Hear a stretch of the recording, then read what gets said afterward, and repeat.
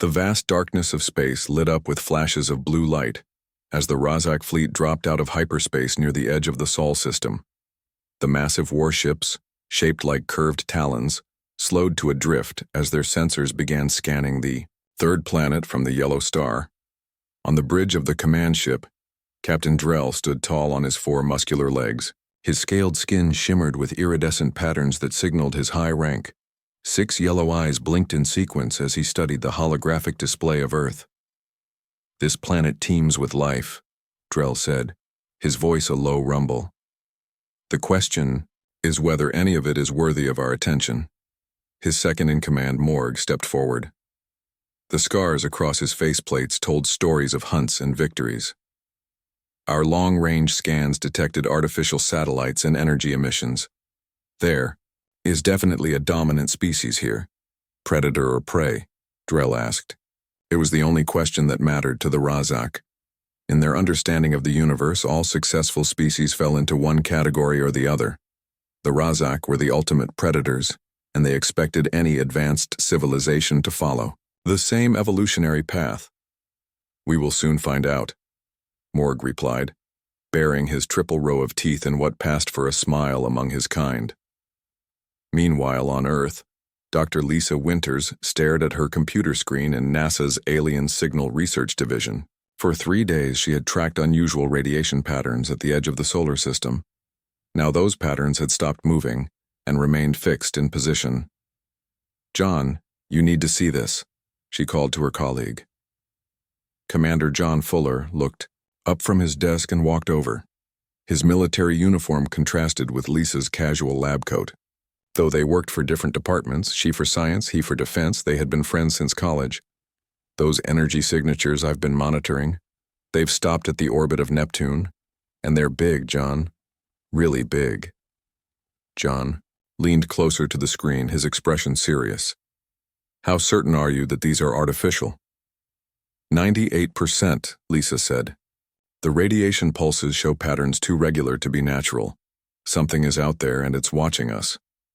John straightened up and pulled out his secure phone. "I need to call Director Grant. If you're right, we need to activate first contact. Protocols immediately." 12 hours later, the Situation Room beneath the White House hummed with tense activity. Director Alan Grant of the United Earth Council sat at the head of the table. Around him gathered military leaders, scientists, and government officials from major nations. "Dr. Winters, please explain what we know," Grant said. Despite the pressure, his voice remained calm. Lisa stood and used a remote to display her findings on the main screen. "At 0600 hours yesterday, we detected 9 objects entering our solar system at speeds that defy our current physics. They slowed down near Neptune and have remained stationary for the past 12 hours. Based on their size and energy output, we believe they are spacecraft of non-human origin." Murmurs filled the room. General Kevin Harris slammed his fist on the table. "Why weren't we informed sooner?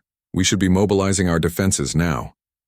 "And show potential visitors that we immediately assume hostile intent," Lisa countered.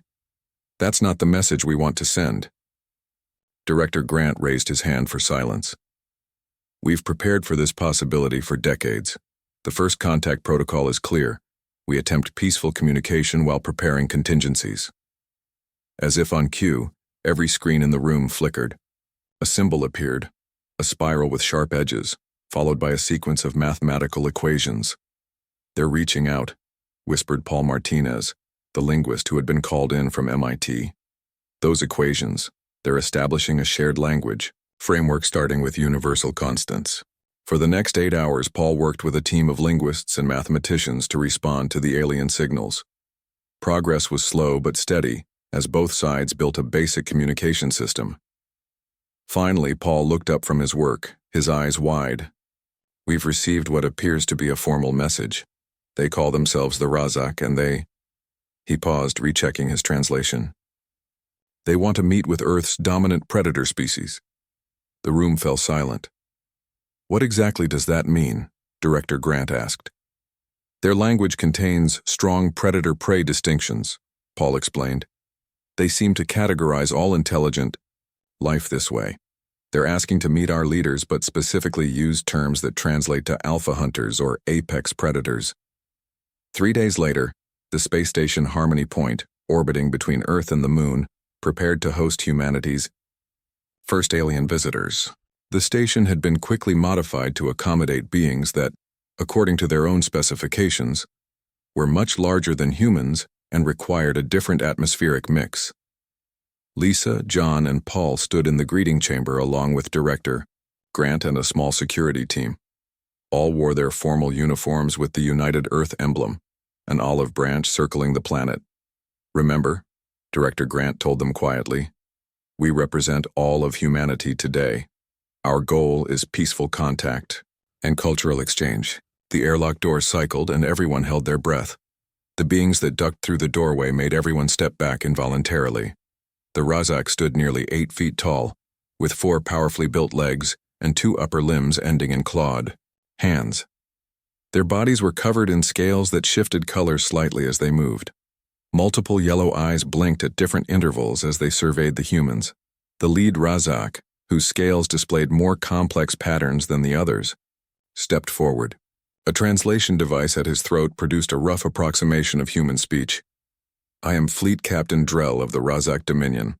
We have traveled far to find new worlds and new species worthy of our attention." Director Grant stepped forward, showing remarkable composure. "I am Director Alan Grant of the United Earth Council. We welcome you in peace and friendship." Drell's eyes blinked in rapid sequence, a gesture no human could yet interpret.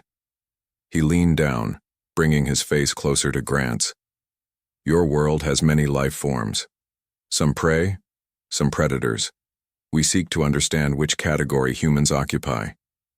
Lisa stepped forward, unable to contain her scientific curiosity. "We're actually omnivores. Our species evolved to—" "You misunderstand," Drell interrupted. "All species eat. What matters is whether your kind rose to dominance through strength and hunting prowess or through breeding and hiding. Are you predators who control this world or merely clever prey?" The humans exchanged uncomfortable glances. This was not how they had imagined first contact would proceed. John spoke carefully. "Human history and evolution are complex. We've been both hunters and gatherers.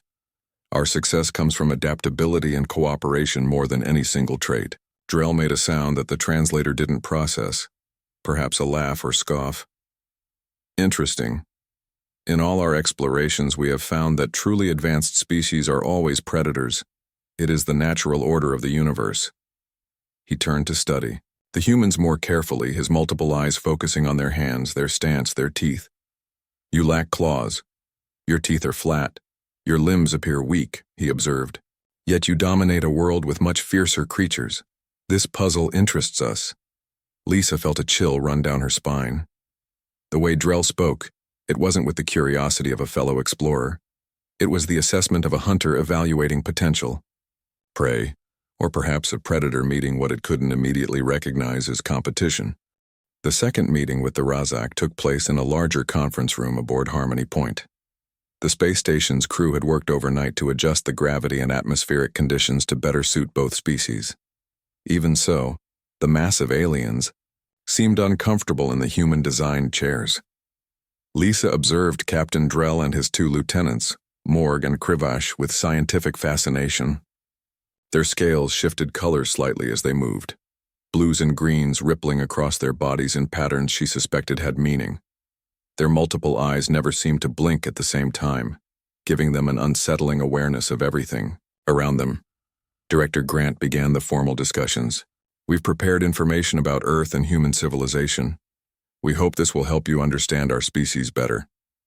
Paul activated the display screen, showing images of Earth's cities, farms, natural wonders, and people. Humans live across our entire planet in different societies and cultures, but we share common values of peace, cooperation, and knowledge. Krivash, the youngest of the Razak delegates, leaned forward. "Show us how you hunt." The humans exchanged glances. "Modern humans typically don't hunt for survival," Lisa explained. "We developed agriculture and animal husbandry thousands of years ago. You keep prey animals and grow plants, Morg said, his translator making his voice sound rough. Efficient. But surely your dominant warriors still hunt to prove their strength. John cleared his throat. Some humans do hunt as a sport or tradition, but it's not how we measure status in our society.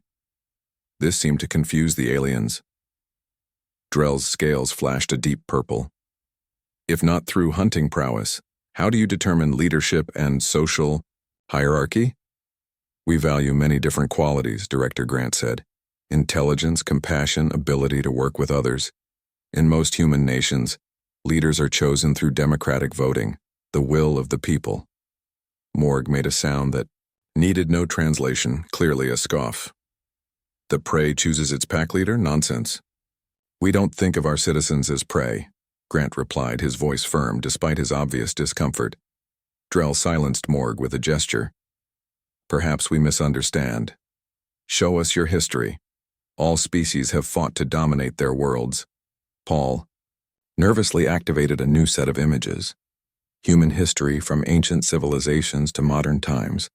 He tried to focus on achievements in art, science, and exploration, but couldn't avoid images of warfare. When scenes of World War II appeared, the Razak became visibly excited. Their scales brightened, and all three leaned forward. Yes, Krivash exclaimed. Now we see the truth. You are predators after all. Those were terrible conflicts we've worked hard to move beyond, Lisa said quickly. Drell's expression was unreadable to human eyes, but his posture showed newfound interest. Your weapons, your strategies, the strong consuming the territories of the weak. This is the natural order we recognize. We've evolved past that kind of thinking, Director Grant insisted. Have you? Drell asked, his multiple eyes focusing directly on Grant. Or do you simply hide your predatory nature behind polite words? We find this intriguing. After the Razak excused themselves to confer privately, the human delegation gathered in their own meeting room. They're completely fixated on this predator-prey dynamic, Lisa said. Their entire culture seems built around it. John paced the room, unable to hide his concern. Did you notice how excited they got when they saw our wars? They weren't horrified, they were impressed. It gets worse, Paul added. I've been analyzing their language patterns. The Razak don't have words that translate to peace or cooperation without implying temporary hunting alliances. They understand the universe only as eat or be eaten. Director Grant rubbed his temples. The question is, where do they place us in that worldview?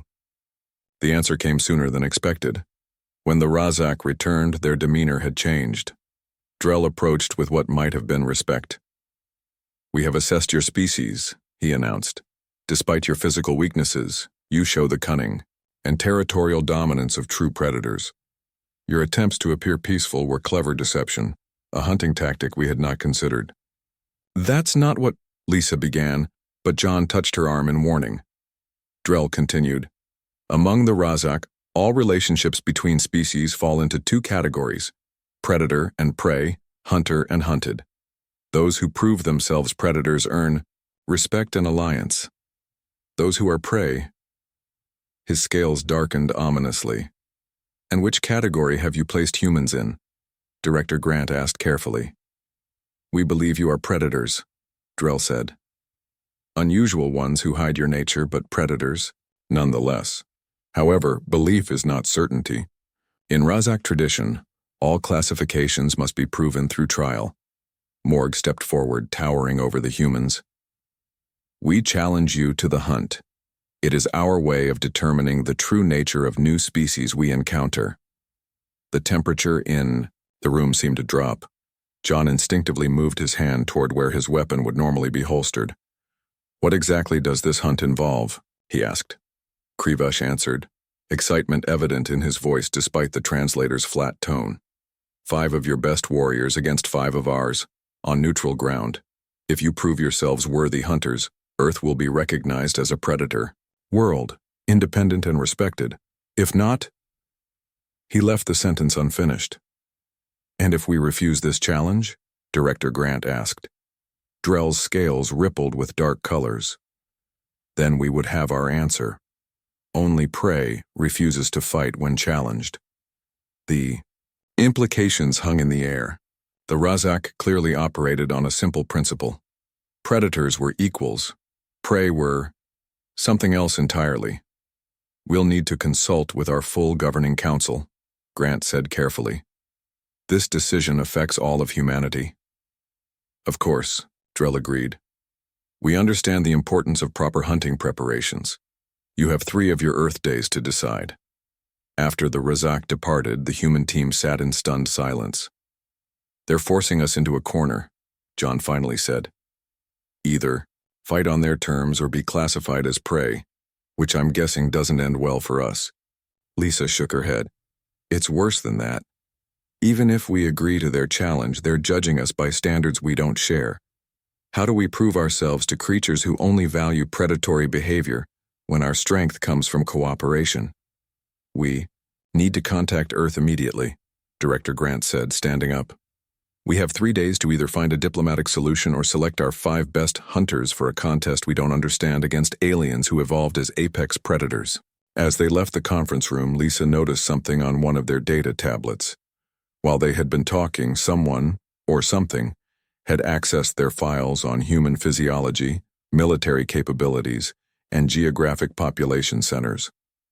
The Razak weren't just evaluating humans as potential equals, they were studying them as potential targets. The challenge wasn't just a test, it was a turning point that would determine humanity's future among the stars. The United Earth Council chamber was filled with raised voices and worried faces. Representatives from every major nation argued about how to respond to the Razak challenge. Some wanted to refuse and prepare for war. Others suggested immediate surrender. A few even proposed trying to trick the aliens somehow. Director Grant stood at the center of the chaos, waiting for the right moment. When the shouting reached its peak, he simply raised his hand. Gradually, the room fell silent. We have less than 48 hours to decide, he said. The Razak technology is far beyond ours. If they choose to attack, our military experts believe Earth would fall within days. General Harris stood up from his seat. Then we strike first, use our nuclear arsenal while they don't expect it. And become the very predators they mistake us for? Lisa countered from her position near the front. Besides, their ships have shields that would likely withstand such attacks. Then what do you suggest, Doctor? The general asked with clear frustration. Lisa took a deep breath. We accept their challenge, but on our terms. They want to see if we're predators or prey. But that's a false choice. Humans are neither, or perhaps both. We need to show them there's another way to be advanced. John, who had been quietly observing, stepped forward. Lisa's right. The Razak understand only strength, but they've defined strength too narrowly. I say we participate in their hunt, but we use our human advantages. Not claws or teeth, but intelligence, teamwork, and adaptability. The council debated for hours more, but in the end, they reached a decision. Earth would accept the challenge. The next step was selecting the 5 champions who would represent humanity. The council created strict criteria: physical fitness, survival skills, intelligence, and the ability to work as a team. John Fuller was the obvious first choice with his military background and leadership experience. Lisa insisted on joining, arguing that her scientific knowledge of the Razak biology could prove crucial. For the remaining 3 positions, specialists were chosen from around the world. Steve Rivera was a wilderness survival expert who had lived alone in some of Earth's harshest environments. Olivia Chen was an Olympic athlete with unmatched speed and agility. Chris Taylor was a combat medic with both fighting skills and the ability to treat injuries in the field.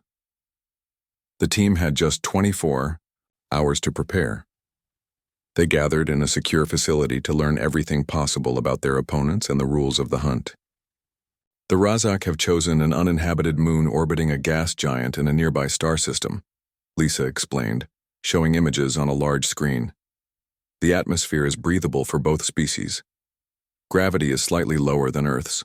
The terrain includes forests, mountains, and open plains. What are the rules exactly? Olivia asked, studying the moon's topography. John brought up a new display. We start at opposite sides of a designated area about 50 miles across. The challenge lasts 3 Earth days. If we survive without being captured by the Razak hunters, or if we manage to capture them instead, we win. Earth gets recognized as an independent predator world. And if we lose? Chris asked quietly. Then Earth is classified as a prey world, Lisa said. The Razak haven't specified what that means, but based on their culture, it wouldn't be good. Steve examined the equipment they were allowed to bring. Basic survival gear, communication devices, and non-lethal defensive tools. No weapons? They'll have natural advantages with those claws and strength. That's the point, John said. They want to prove they're superior hunters. But remember, humans didn't become Earth's dominant species because we were the strongest or fastest. We succeeded because of these. Lisa tapped her temple. And because we worked together. The day of the hunt arrived too quickly. The human team boarded a small shuttle that would take them to the Razak mothership, and from there to the hunting ground. They wore specialized suits designed to help them survive in the alien environment. Though the suits offered no protection against Razak claws on the Razak ship, they met their opponents for the first time. 5 Razak hunters stood tall and imposing, led by Krivash. Unlike the diplomats they'd met before, these Razak wore minimal clothing that showed off their muscular bodies and natural weapons. Each had patterns painted on their scales. Hunting, marks of some kind. Krivash approached the humans, studying them with obvious disdain. Your bodies are soft, your limbs are weak. You have no claws, no fangs, no natural armor. What makes you think you can survive our hunt? John stepped forward, meeting the alien's gaze. I guess you'll find out. Krivash made a sound that the translator didn't catch, perhaps a laugh or a growl. At least you show courage, that will make the hunt more interesting. The rules were explained one final time. Both teams would be transported to opposite sides of the designated area. The Razak would be given a 2-hour head start to prepare their hunting strategies. The humans would need to survive for 3 days, or somehow capture their hunters. No, killing was allowed. This was a test, not a war, but injuries were expected. As they prepared to depart, Lisa noticed something concerning about the Razak hunters. Their battle armor contained advanced technology, thermal imaging, motion sensors, and communication devices far more sophisticated than what the humans had been allowed. They've given themselves every advantage, she whispered to John. He nodded. That's what predators do. But predators also have weaknesses. They get overconfident. They underestimate their prey. And they don't expect the hunted to become the hunters. The transport ship descended through the moon's atmosphere. Outside the windows, an alien landscape came into view. Purple-tinged, forests, rocky hills, and winding rivers under a sky dominated by a massive gas giant. It was beautiful in a strange way, but none of the humans had time to appreciate the view. This was now a hunting ground, and they were supposed to be the prey. The ship landed in a small clearing. The 5 humans checked their equipment one last time. Remember the plan, John said quietly. We don't run and hide like they expect. We split up. We observe. We learn their patterns, and then we turn the hunt around, Olivia finished, stretching her muscles in preparation. The ship's door opened. Alien air with a slight metallic taste filled their lungs. Good luck, humans, the Razak pilot said through his translator. You will need it. Krivash has never failed a hunt. Steve smiled grimly. There's a first time for everything. The 5 humans stepped onto the alien moon. The moment their feet touched the ground, a countdown appeared on their communication devices. 72 hours to survive. They think we're prey, Chris said, looking at the vast wilderness around them. Let's show them what humans can really do. As the transport ship lifted off, the team moved quickly into the cover of the strange forest. The hunt had begun, but not in the way the Razak expected. For the first time in their history, the predators were about to become the hunted. The first day of the hunt was nearly over. The purple-tinged sun of this alien moon was setting behind distant mountains, casting long shadows through the forest. The temperature dropped quickly, and the humans could see their breath in the cooling Air. Unlike what the Razak expected, the human team had not stayed together in a defensive group. Instead, they had split up according to their plan. Each person took a different direction but kept in contact through short, coded messages on their communication devices. Steve moved silently through the underbrush, his years of wilderness training serving him well on this alien world. He had spent the day studying the environment, learning which plants were sturdy enough to climb and which would break under weight. He gathered flexible vines and began constructing something with practiced hands. Miles away, Olivia raced across an open field, deliberately leaving tracks. Her Olympic training let her maintain a pace that would exhaust most humans. But she knew she couldn't outrun a Razak. That wasn't her goal. She was laying a trap, running in patterns that would seem random, but actually led to a specific location. Chris had found a small cave near a stream. Inside, he arranged his medical supplies and some food rations. This would be their emergency meeting point if things went wrong. He used mud and local plants to camouflage the entrance, then climbed to higher ground to watch for Razak movement. Lisa spent her day collecting samples of local plants and studying their properties. Her scientific mind cataloged everything that might be useful. A sap that was extremely sticky, leaves that caused a numbing sensation when touched, flowers that gave off a strong odor. These weren't just scientific curiosities. They were potential tools.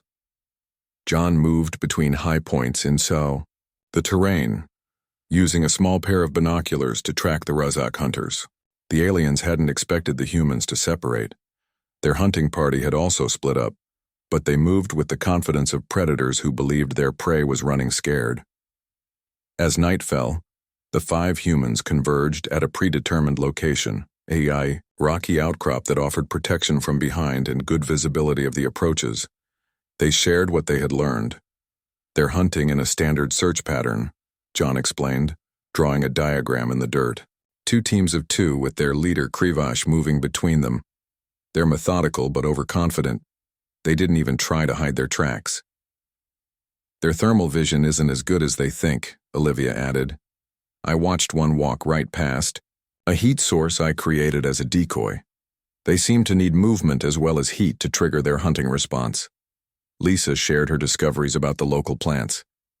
I found 3 species that could be useful to us. One creates a sticky resin that hardens quickly in air. Another gives off a scent that might mask our human smell. I've been working on some surprises, Steve said with a grim smile, showing them the traps he had designed using local materials. Nothing lethal, but they'll definitely slow down a Razak who triggers one. I found our fallback position, Chris said. A defensible cave with fresh water nearby. I've stocked it with supplies in case we get separated. They ate a small meal from their rations and planned their next moves. The moon's night would last about 10 Earth hours. The Razak, like many predator species, probably had better night vision than humans, but darkness could still be an advantage, if used correctly. Remember, John said quietly as they prepared to split up again, we're not trying to fight them directly. We're not stronger or faster. But humans have been turning the tables on stronger predators since we first picked up a stick and realized it could be a weapon. They separated again, each with specific tasks. The hunt had been going for 14 hours. 58 hours remained. Aboard the Razak command ship, Captain Drell and his officers watched the hunt through cameras built into the hunter's armor. They were puzzled by the humans' behavior. They separated, Morg said, his tone confused. Prey always clusters together for protection. It makes no sense. And they keep changing directions, another officer added, not running away in panic as prey should. Drell's scales shifted colors as he considered this. Perhaps they are more interesting than we thought. No matter. Krivash has never failed to complete a hunt. Back on the moon's surface, the night brought new challenges and opportunities. Olivia found herself being tracked by a Razak hunter. She could hear it moving through the forest behind her, not even trying to be quiet. It believed it was the predator and she was the prey. She needed to change that perception. She led the hunter toward the location where Steve had spent the afternoon setting traps. Her breathing was controlled, her pace measured. She wasn't running in fear, she was leading with purpose. The Razak hunter, a female named Zex, followed the human's heat signature with confidence. These soft creatures were so easy to track. She wondered why Krivash had even bothered bringing 5 hunters for such simple prey. Suddenly, the human heat trail disappeared. Zex paused, confused. She moved forward cautiously, scanning the area. Then she felt something snap around her leg. She looked down to see a simple but effective snare, using the strong local vines reinforced with flexible metal from the human supplies. As she reached down to free herself, more snares activated, wrapping around her arms and torso. A soft sound made her look up. The human female stood on a branch above her, not running, not afraid. "You're not prey," Zex said, the realization dawning. On her, Olivia smiled. "No, we're not." Meanwhile, Lisa had an unexpected encounter. While collecting more plant samples in a dense part of the forest, she came face to face with the youngest Razak hunter, Trell. They both froze, surprised to find each other. Trell moved first, lunging to capture the human. Lisa ducked under his grasp and rolled away, dropping her sample bag in the process. The contents spilled out, including leaves from the numbing plant she had discovered. Trell stepped on the leaves, crushing them under his foot. Almost immediately, he stumbled as the natural toxin took effect. His leg grew numb from the ankle. "Up, what is this?" he demanded, trying to maintain his balance. "Local plant," Lisa explained, keeping her distance. "It contains a compound similar to a nerve blocker. Don't worry, it's temporary." Trell sank to the ground as the numbness spread. He could have still captured Lisa with his upper body strength, but curiosity stopped him. "You knew this would happen. You're using the environment as a weapon." "We're adapting," Lisa corrected him. "It's what humans do best." By the end of the first night, the humans had changed the dynamic of the hunt entirely. 2 Razak hunters had been temporarily neutralized without violence. The others were growing cautious, unsure of what to expect from these strange creatures who refused to behave like proper prey. Krivash gathered his remaining hunters at dawn, his scales dark with anger. "They are cleverer than we expected, but they are still soft, weak creatures. We will not underestimate them again." As the second day of the hunt began, both sides prepared for a more serious contest. The humans had proven they wouldn't be easy prey. Now the real challenge would begin. The third and final day of the hunt dawned over the alien moon. The massive gas giant filled half the sky, its rings glowing in the light of the rising sun. The human team gathered at their cave shelter, tired but determined.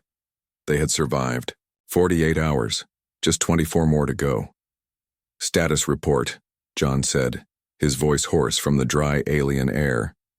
2 Razak hunters are still temporarily out of action, Olivia reported. The female caught in Steve's trap and the young one affected by Lisa's plants. "The other 3 have changed tactics," Steve added. "They're moving more carefully now, checking for traps. They've realized we're not just running away." Chris handed out the last of their food rations. "We're down to basic supplies. Water won't be a problem thanks to the stream, but we need to conserve energy." Lisa studied her notes on Razak biology.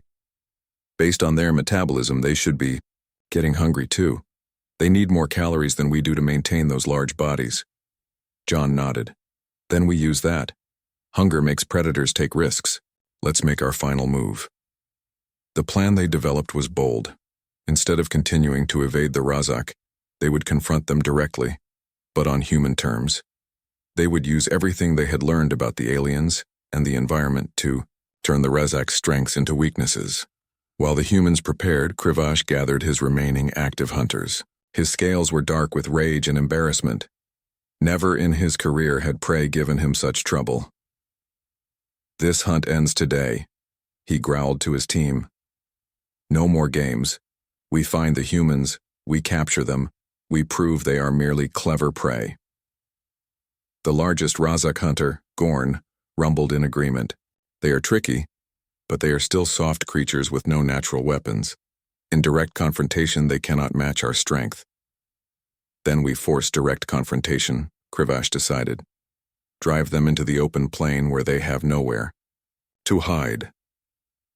The Razak moved out, now hunting as a coordinated unit. They began systematically searching the forest, driving toward the center of the hunting ground, where an open plain stretched for miles. They believed the humans would eventually be forced into this exposed area. What they didn't realize was that the humans were already there, by choice, not necessity. In the center of the plain stood John, alone and seemingly vulnerable. He carried no weapons, no obvious traps. He simply waited as the three Razak hunters emerged from the forest edge. Krivash saw the human and stopped, suspicious. "This is too easy," he said to his companions. "It must be another trick." "What can one soft human do against three of us?" Gorn asked. "Let me take him." Krivash hesitated, then nodded. Gorn moved forward across the plain, his powerful legs covering ground quickly. John remained still, watching the approaching predator. When Gorn was halfway across the plain, John raised his hand and made a quick gesture. Suddenly, the ground under Gorn's feet collapsed. He fell into a pit that had been disguised with a thin covering of local materials. The pit wasn't deep enough to injure the Razak, but it was lined with the sticky resin Lisa had discovered. The more Gorn struggled, the more the resin coated his scales and limbs. "Now!" John shouted.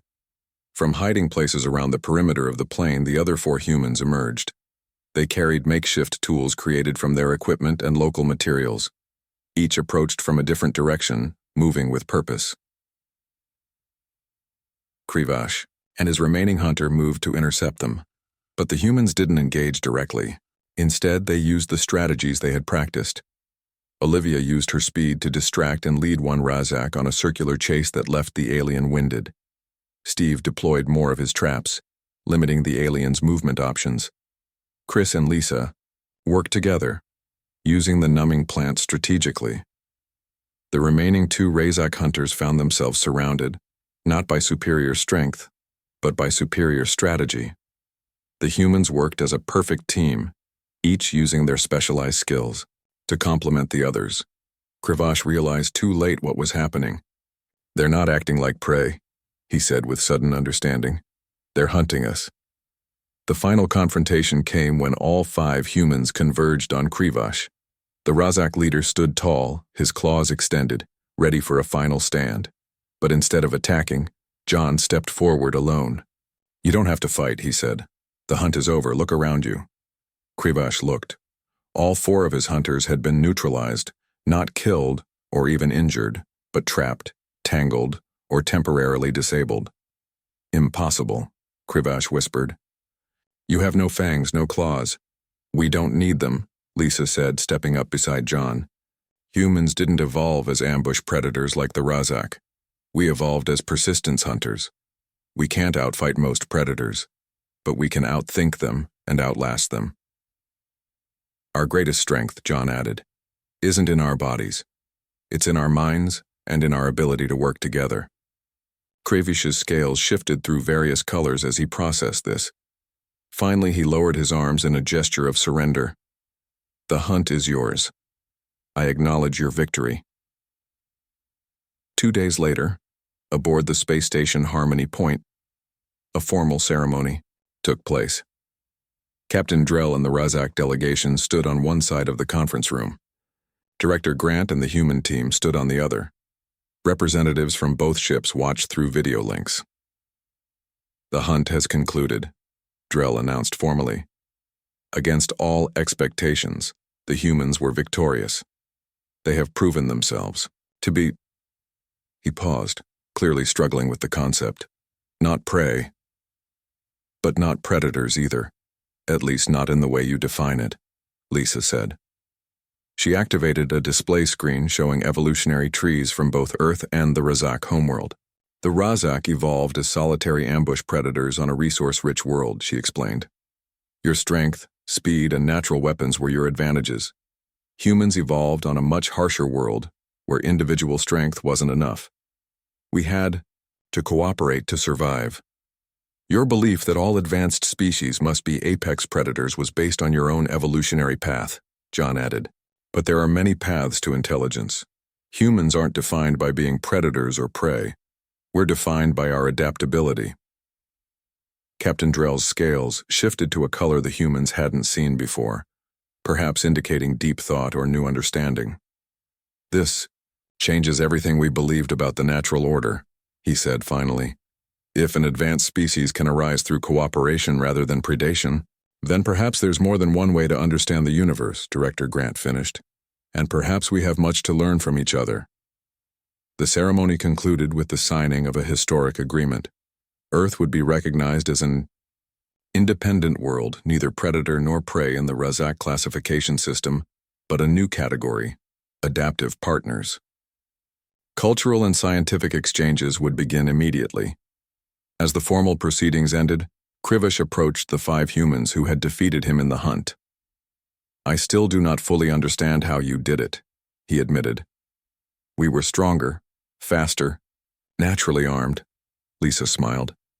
That's what most predators throughout Earth's history thought too, right before humans changed the rules of the game. John extended his hand in the human gesture of peace.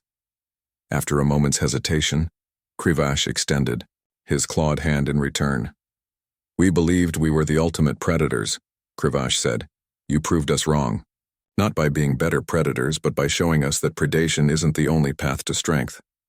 As the 2 species began their new relationship, the stars looked on in silence. Throughout the galaxy, other civilizations would soon learn of the strange creatures called humans who had redefined what it meant to be powerful. Not through claws or teeth or natural weapons, but through the most dangerous evolutionary advantages of all, adaptability, cooperation, and the refusal to be defined by anyone else's rules.